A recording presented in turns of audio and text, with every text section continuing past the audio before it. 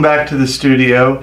Today we're going to be working on wrapping up this flying geese project that we started in a previous video.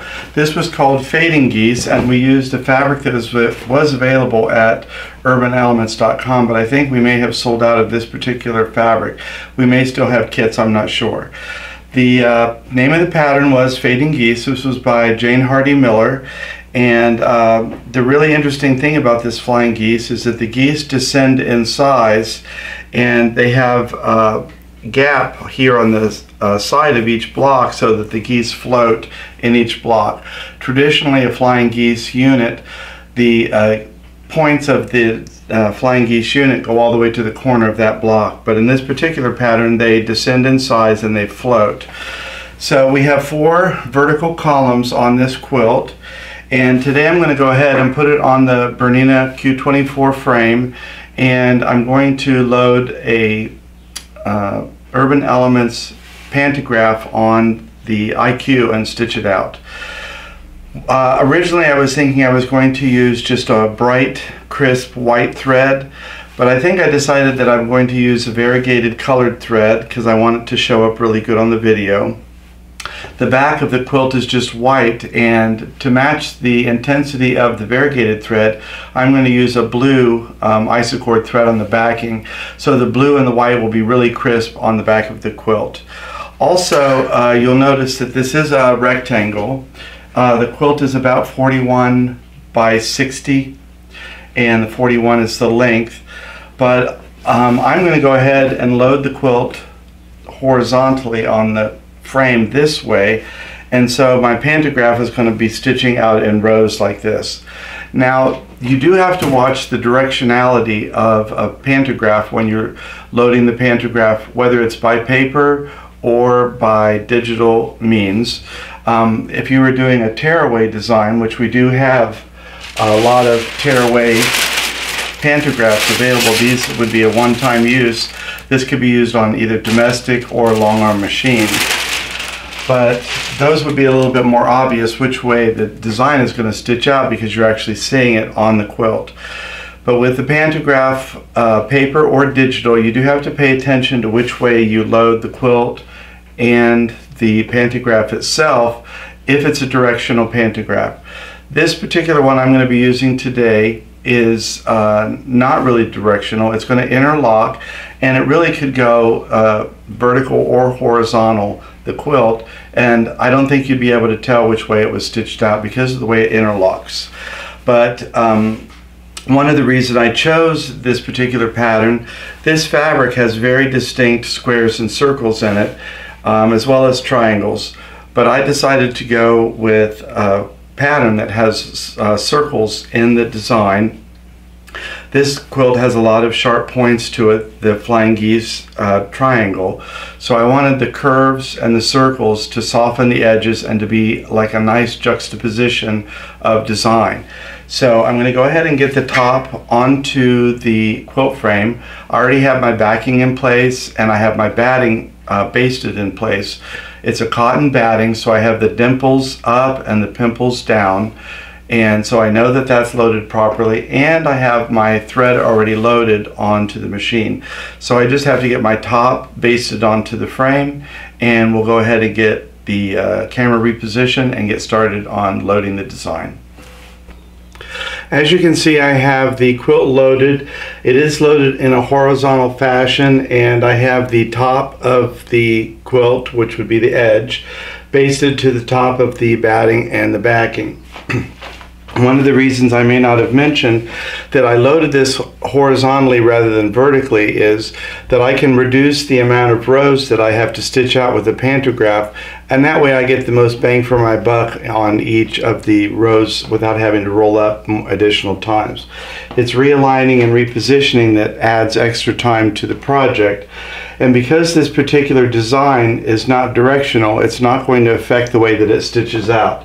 So it's going to stitch out rows this way, and I'm thinking probably about 5 rows will finish this quilt of stitching. There are actually 4 rows of the actual pattern, but again, it's going to be nested together, so you won't be able to see where one design row starts and the other one begins.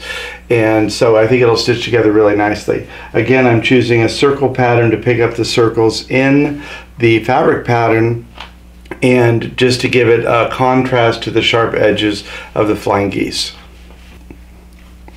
As I have indicated, I'm just learning the process of using the digital quilting myself, and one of the things that I learned recently was that the stylus that I've been using or not using because it wasn't working because there's a battery in it that needed to be changed. So I'm always learning new things, and that's what is exciting to me about learning digital quilting at this phase. I've been quilting for over 30 years, so it's great to find new things that you still love about a hobby that you've been doing for a long time. What I'm going to do is start introducing the information for the quilt onto the IQ program, and we start here with the main menu, and I'm going to select Design Sew Quilt, and I'm going to start new, and it's asking me if I want to replace anything that I was working on, so yes, and it's going to ask me to confirm, and do I want to reset my time. This is just a way you can know how long it takes you to do a specific project. I'm going to choose a pantograph, and I want to enter the rectangle manually. Now my actual quilt measures 41 by 60, but I'm not going to punch in 41 by 60 because when the IQ gets to the end of a row, it will just stitch straight down and then do any other connecting components of that design. And if I'm not 100% accurate with loading the quilt or starting the machine, that straight line that isn't a part of the design would stitch out on the quilt, and I don't want that. So I'm going to add 4 or 5 inches to both the width and length, and I'm going to start with the head of the machine a couple inches off of the quilt so that I know that any of the jump stitching or stitching, connecting stitching is going to be off of the quilt, and I can trim that away. So I'm going to say, instead of 41, I'm going to say 46 and hit enter. That was the width, and because I loaded this horizontally instead of vertically, I have to go back and change that because I need it to be the wide measurement. So I'm going to retouch the width and do 65, and now I'm going to do the height, which would be my actual width, at 46, and I'm going to continue.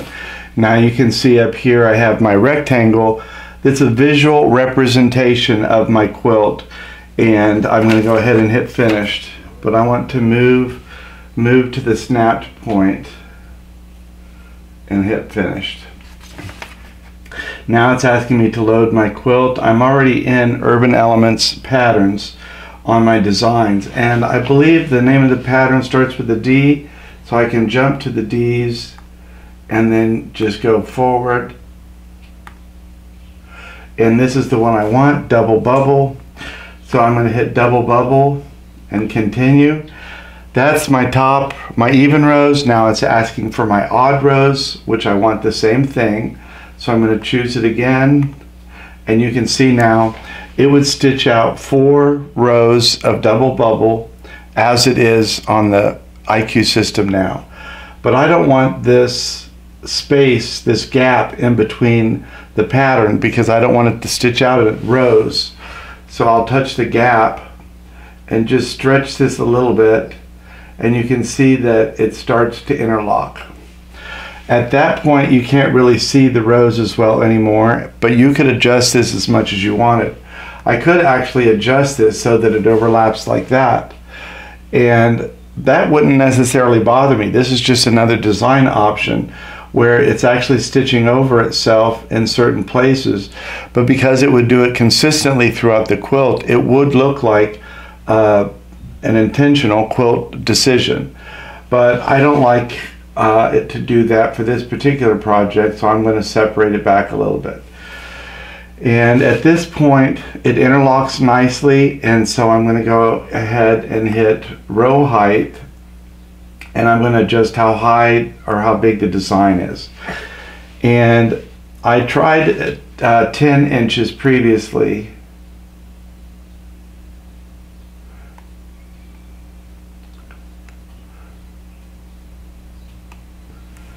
And that's what it looks like. It would give me 1, 2, 3, 4, 4.5 rows, but I think I'm actually going to do 8 inches because I wanted a little bit smaller circles. It is going to increase the amount of rows I have to stitch out, but I'm okay with that because it's still only going to be like 5. 1, 2, 3, 4, maybe 6. So I'm going to hit finished, and I'm going to accept this transition type and confirm. And now you can see my quilt pattern up here as it's going to stitch out. So I can hit sew quilt and select the first pattern to quilt, and there is a partial row up here, so I'm going to select that. That didn't get it. There we go. That's my first one. I'm going to hit continue. I want to use the Panto Sequencing Assist. I want to alternate which way it starts and stops. That way I don't have to go back and forth across the whole machine. I want to tie off in between, and I'm going to do the whole quilt. Now, in previous video I did this, and you could see the blue jump where it would move from one end to the other. I've eliminated that because I start and finish on different rows. So if I start here and end there, the next row will start over there and end here. And that way I don't have to be moving the machine as much. And in the case of like the half row and the first row, I can do that pretty much start and stop without having to cut the threads or anything because it's already in position all the way at the end. It wouldn't have to jump all the way to this side. So I'm going to go ahead and hit sew quilt, and it automatically starts going to the first point on the quilt, which is one of the little half rows, and I just need to pull up my thread and trim it, and then I'll reposition the camera and you can watch the first little half row, which is just going to be a few bubbles, and we'll get that started. And I learned how to use my pen. One of the things that I've had trouble remembering since I switched to doing some of the designs digitally is working with the stitch regulation on my Bernina. The IQ requires that the Bernina be set at a manual, and sometimes in between rows I am basting the quilt, which is a basting function at BSR3. So I had previously basted the top and the 2 sides, and I was still on BSR3, and the machine, the IQ reminds me to set the stitch to manual in between the time it starts each time. So I've already selected that. I pulled up my threads, and now I'm going to go ahead and hit start, and the machine will start sewing out the first row, which is basically just a partial row at the top. And when it gets to the end, it will stop and ask me to clip threads and then restart, which I could just go ahead and do since it's already going to be at that end, and that's where the new start point is. Then I can go ahead and just select that, and it will sew rather than left to right. The second row is going to sew right to left.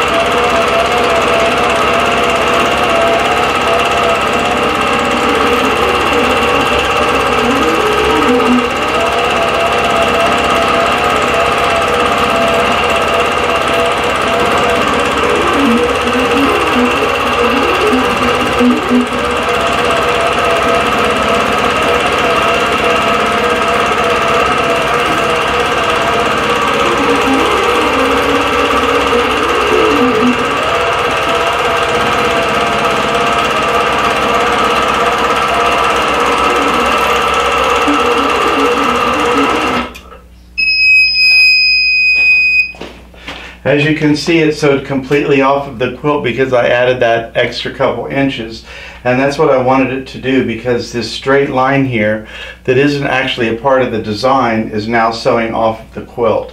So I can go ahead and hit the start button because I'm already at my end point.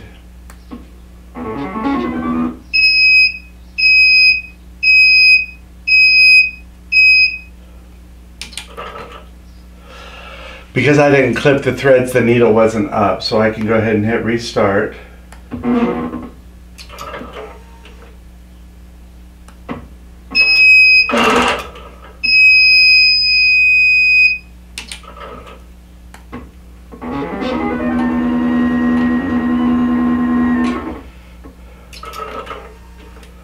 Now it's asking me to reclip the thread again, which I don't need to do. And it will start sewing this time right to left, and it will take a little bit longer since this is doing a full row. And then at that point we'll go ahead and reposition, roll up the quilt, advance it, and we'll get to how we would advance that and realign the pattern.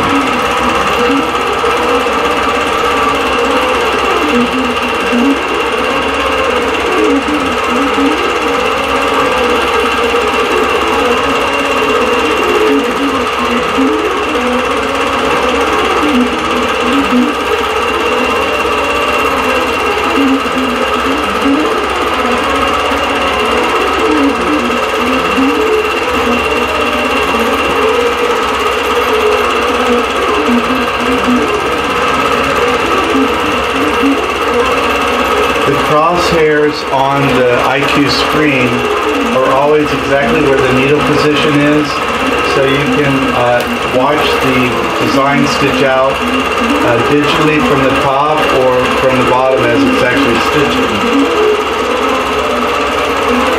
And where it's already stitched, it's red on the screen. Where it's about to stitch is green, so that helps you know which direction it's moving in. And I'm liking the way that the variegated thread is looking on this quilt because there's a lot of color in there.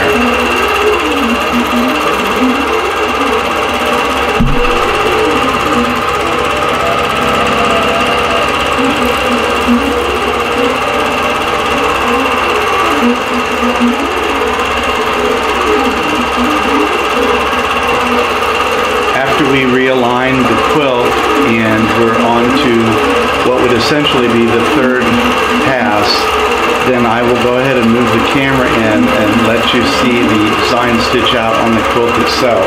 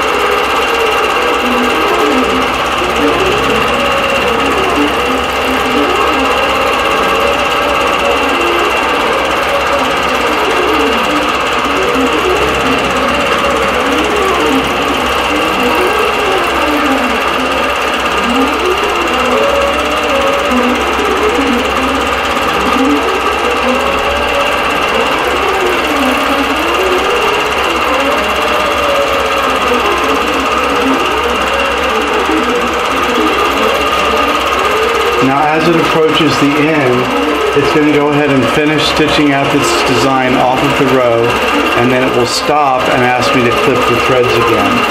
But rather than doing what it says, it has an option of realigning. I'm just going to go ahead and hit that, and with that will allow me to roll up the quilt and reposition the head of the machine, the needle, and get the quilt realigned with this design so that it interlocks properly.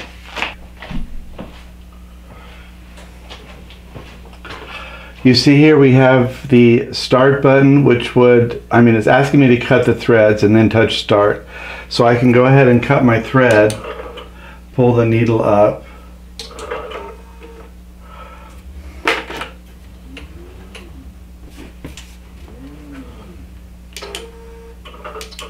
I'm pulling the bobbin up, so I'm cutting both the bobbin and the top.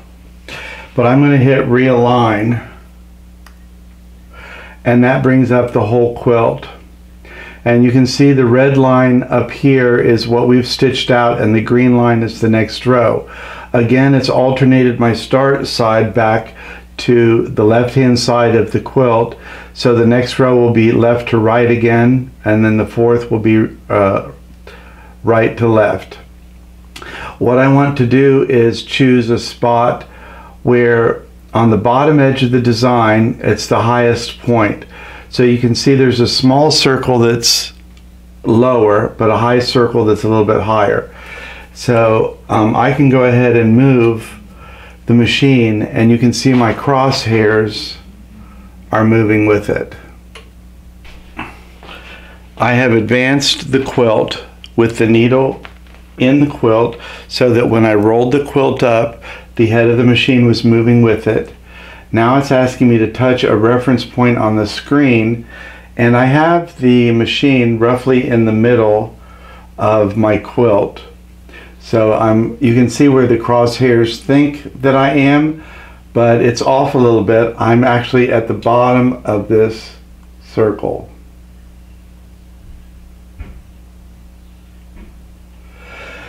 And so now I've told it where it actually is at. I'm going to hit continue, and it says move the needle to that position, which I have done, and I'm going to hit OK. Now it's going to move back to its new start position because it now knows where the quilt is and where the previous design is at. Okay, I have the quilt rolled up. I have the bobbin thread pulled up, and I always like to make sure that I don't have the needle in the fabric when I push start, because for some reason it doesn't pull up the needle and it gets stuck, and then there's an obstruction notice. So I've already pulled the thread up, the needle's up, I'm back to manual if I did any basting, and I can hit start.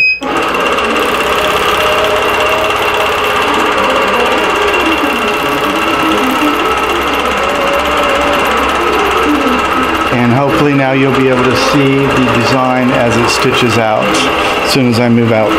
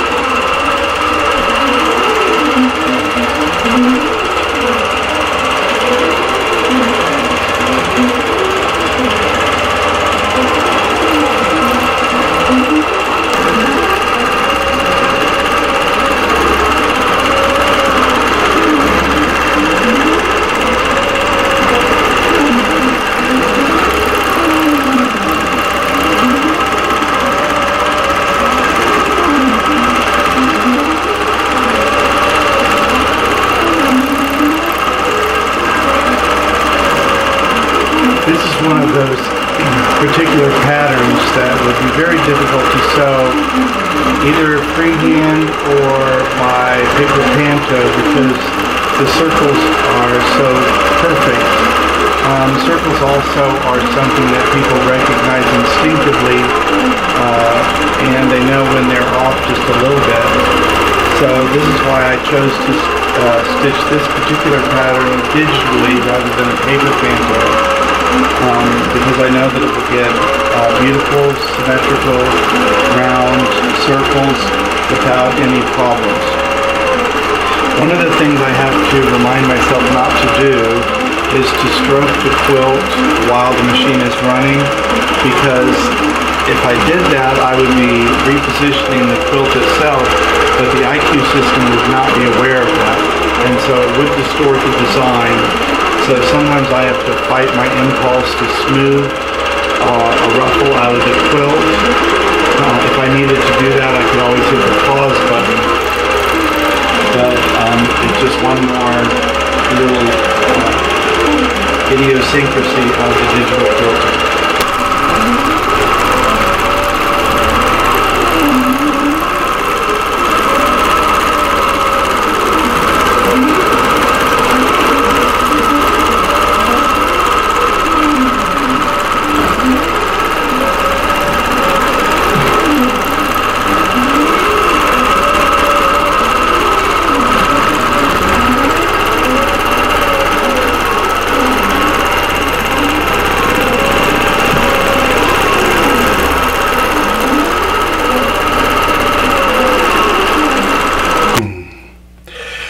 Well, I have the Fading Geese quilt off of the frame. The IQ program made pretty quick work of using this digital design, double bubble. And you can see with the variegated thread, it doesn't pop too much on there, but it does show up the quilting pattern. Probably the most visible place for the quilting was on the back, where you can see I used a nice crisp navy blue isocord on the white backing. I didn't fully trim this quilt down to the exact size that it will be, because I'm not going to put the binding on it myself. I'm going to hand this off to the person who's actually going to put the binding on it and let them trim the edges to their specifications. But that pretty much wraps up the video for today. I want to thank you for stopping in, and I hope you enjoyed this digital quilting video, and we look forward to seeing you again next time. Next time.